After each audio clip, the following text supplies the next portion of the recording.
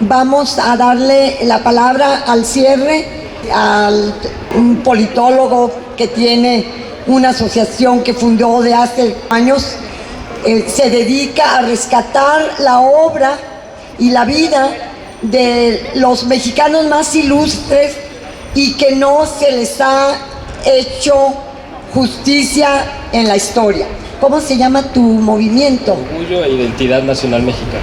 Orgullo e Identidad Nacional Mexicana. Le damos la palabra a él para cerrar y luego cerramos con el himno nacional. Gracias. Gracias. Buenas tardes a todos, les agradezco su paciencia para escuchar todo esto, que es muy importante porque estamos definiendo el futuro, el presente y futuro de nuestro país. Este tiempo que han invertido esta mañana aquí en escuchar a todos los que han participado, les aseguro que es el mejor tiempo que pudieron haber invertido este domingo. Yo voy a ser muy conciso, quiero básicamente presentarles un resumen muy concreto, porque bueno, todo el mundo ha hablado, ya sabemos de los resultados, de lo que estamos viviendo ahorita, pero tenemos que entender qué es lo que hay detrás y por qué hemos llegado a este punto. Ya todo el mundo ha hablado de las características de López Obrador como porro, como fósil de la universidad, en fin, pero yo me quiero enfocar básicamente en su raíz ideológica, que es muy importante porque solamente entendiendo eso vamos a poder entender qué es lo que está pasando y por qué hemos llegado a este punto. O sea, todos hemos escuchado que la cuarta transformación que él presenta, pues evidentemente si es que la cuarta es porque hubo tres anteriores. Él presenta la primera, que es la independencia, la segunda la guerra de reforma y la tercera es la revolución. Ahí hay que entender algo muy importante que no nos han enseñado en los libros de texto de la escuela, en cualquier educación que hayan ustedes participado.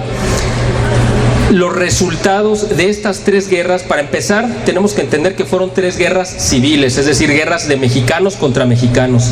Las tres tuvieron las mismas consecuencias. Evidentemente el derramamiento de sangre entre hermanos y la quiebra económica del país en las tres. O sea, eso está consignado en documentos en la historia que no nos han enseñado. La primera, que fue la guerra de independencia, fue para descarrilar a la potencia número uno que había en ese momento en América, que era México, Nueva España todavía. México en ese momento era la potencia número uno en el continente americano. Y les voy a dar un dato que seguramente no saben, me imagino, que los va a dejar de verdad sorprendidos. Yo creo que ustedes no saben que México también fue la primera potencia en ese tiempo, en el último periodo, en los últimos 25 años de la época novohispana, fue la primera potencia científica del continente. Y les voy a dar un dato que los va a sorprender aún más. Los científicos norteamericanos, para empezar, no había libros de textos científicos escritos en inglés, existían en latín y en castellano. Los científicos en Estados Unidos, estamos hablando de recién la independencia norteamericana, tenían que aprender español para poder entender los libros de texto científicos que había y que eran los más avanzados. La ciencia donde más avanzada estaba era en Alemania y en México estábamos a la par de Alemania. Los mejores profesores que había en las universidades de Alemania vinieron a dar clases aquí y otros estudiantes de México fueron a estudiar allá. Y los aparatos científicos más avanzados que había en Alemania, que era la vanguardia del mundo científico, eran los mismos que había aquí en México. Eso nunca nos lo enseñaron, porque es parte de la historia que quieren que olvidemos, que ignoremos, porque eso es lo que nos daría el impulso para poder retomar nuestra esencia. Nosotros somos la locomotora de Hispanoamérica. Y mientras no seamos conscientes de ello y que somos una gran nación y que tenemos un gran potencial y que hemos tenido los mejores hombres y mujeres que han aportado muchísimo al mundo, ignorando esas historias fascinantes de logros, de personas que han entregado todo. Les voy a poner un caso. Aquí en Guadalajara tenemos en la rotonda de los jaliscienses ilustres una figura que casi nadie conoce, Rita Pérez de Moreno, esposa de don Pedro Moreno. Esa mujer ejemplar para todos dio todo lo que una persona puede dar por la causa de tener una nación. Doña Rita Pérez de Moreno perdió su patrimonio, todo lo que tenía. Entró a la guerra apoyando a su esposo lo fusilaron. vio morir a sus hijos también a causa de la guerra de independencia, e incluso perdió hasta su libertad. Y cuando sale, finalmente salió pues con la frente en alto, habiendo perdido absolutamente todo lo que uno puede perder, y salió y nadie le reconoció lo que hizo por la causa de la independencia. Ese es el tipo de mujeres y hombres que nosotros estamos rescatando y mostrándoselos, porque esos son los que nos deben de inspirar. Ese es el tipo de gente a la que López Obrador tanto aborrece. Gente como, incluso, lo mencionaron para mal, pues ahora yo lo voy a mencionar para bien. Gente como Porfirio Díaz, el mejor presidente seguramente que hemos tenido por los logros, simplemente por los logros. Si uno se va a ver los resultados que él dio como presidente, uno cae en la cuenta de que fue el mejor presidente que hemos tenido. Ese es el tipo de gente que López Obrador aborrece, y vamos a ver a quiénes son a los que él toma como ejemplo. Lázaro Cárdenas, Francisco I. Madero, Benito Juárez, básicamente. Y los tres reflejan los rasgos de su personalidad. Lázaro Cárdenas, el comunista. Madero, el gnóstico, ¿no?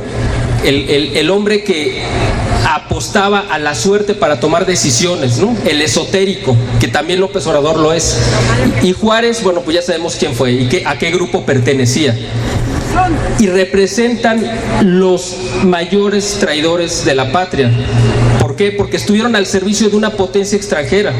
Madero fue financiado por el gobierno de Estados Unidos para llegar a la presidencia y sacar precisamente el impulso que llevaba México con Porfirio Díaz. La revolución fue hecha precisamente para descarrilar a México, porque sabían que iba a ser la potencia número uno que le iba a pelear al tú por tú con Estados Unidos en el siglo XX, y no lo iban a permitir. Pero también pasó en el siglo XIX. Los mayores traidores que tuvimos, como Valentín Gómez Farías, de aquí de Jalisco, de aquí de Guadalajara, fue uno de los mayores traidores. Él negoció la entrega de Texas en Nueva Orleans con las logias en Estados Unidos, y lo tenemos como un héroe. Esos son los personajes que inspiran a López Obrador. Por eso nosotros somos sus opositores, porque representamos todo lo contrario a lo que ellos representaban. Nosotros representamos el México del progreso, el México que está a favor de la ciencia, de la tecnología, de la cultura, de la historia. Nosotros hemos tenido los mejores personajes de nuestra historia que están ahora olvidados, que están en el baúl del olvido. Nosotros, nuestro compromiso en orgullo e identidad nacional mexicana es rescatar estos personajes, mostrarlos, son los que nos tienen que inspirar para salir adelante. Muchos de esos personajes que López Obrador los descalifica como conservadores, pues esos conservadores son los que hicieron que este país fuera grande. Fueron los que lograron que este país se industrializara, apostando su capital, arriesgando todo lo que tenían, porque ellos creían en México, como creo que nosotros, todos los que estamos aquí, creemos también en México. Sabemos que tenemos miedo de que este gobierno quiere arrasar con el país, quiere acabar con todo lo que se ha logrado construir con tantos esfuerzos. Pero el miedo no nos ha detenido para estar aquí, no nos ha paralizado. El miedo paraliza a los cobardes. El miedo es natural del ser humano, pero el asunto es vencerlo. Si lo logramos vencer, nosotros podemos estar en pie de lucha. López Obrador es el heredero de toda esta tradición de traidores que hemos tenido desde hace 200 años en México. Nosotros somos los herederos de los que se han opuesto a esos traidores. Tenemos ese compromiso y lo hemos tenido que traer en este momento y sacar lo mejor de nosotros. Alguien dijo, nosotros no estábamos acostumbrados a venir a pararnos en una plaza pública y participar en estos eventos porque estamos trabajando todos los días haciendo que este país progrese. Ahora, eso es nuestra vida ordinaria. Ahora se nos está pidiendo un extra, por eso estamos en tiempos extraordinarios y nosotros que somos gente común estamos exigidos a ser extraordinarios porque no estamos viviendo tiempos normales. El enemigo que tenemos enfrente es un enemigo que podemos verlo gigantesco porque está queriendo arrasar con todo. Pero resulta que tiene opositores de ese mismo tamaño. ¿Quiénes son? Nosotros los que estamos aquí. Yo veo en cada uno de ustedes gente convencida de pelear hasta la última gota por este México que no vamos a dejar que nos arrebaten. Estamos obligados no solamente por los antecesores que nos dieron este país que tenemos con todos sus problemas, sino también por nuestros hijos y las generaciones que siguen. Estamos obligados y no vamos a permitir que un patán holgazán, fracasado, lleno de rencores como López Obrador y toda su pandilla de ignorantes nos arrebaten lo que con tanto trabajo hemos levantado. Este país se ha construido con sangre, con lágrimas, con sudor, y no vamos a permitir que un tipo como él, que está acostumbrado a la holgazanería, a robar, a mentir, que es lo que está haciendo en este momento en ese supuesto primer informe, no vamos a permitir que una persona como él venga a decirnos cómo tenemos que ser. ¿Con qué cara nos va a enseñar cuáles son las lecciones de moral que tenemos que aprender? Nosotros somos los que lo hemos hecho todos los días, trabajando, siendo honestos, pagando impuestos, siempre manejándonos en el margen de la ley. Él es el que ha vivido fuera de la ley toda su vida. Nosotros tenemos la razón, él está en la mentira, nosotros estamos con la verdad. Somos orgullosamente sus opositores y hay que decirlo claramente. No debemos de tener miedo, enfrentemos las consecuencias porque sabemos que nos asiste la razón. ¡Viva México! ¡Viva! ¡Viva México! ¡Viva! ¡Viva México! ¡Viva!